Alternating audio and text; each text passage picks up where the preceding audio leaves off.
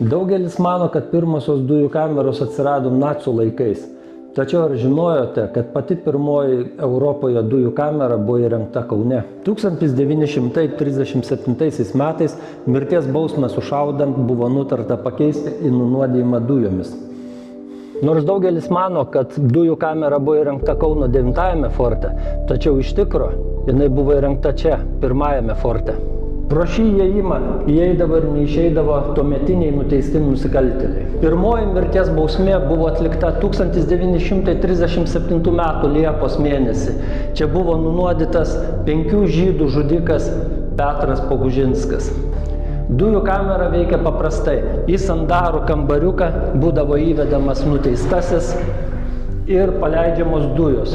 Per kelias minutės žmogus netekdavo sąmonės ir mirdavo. Štai šioje vietoje net 8 žmonės sulaukė atpildo už savo nusikaltimus.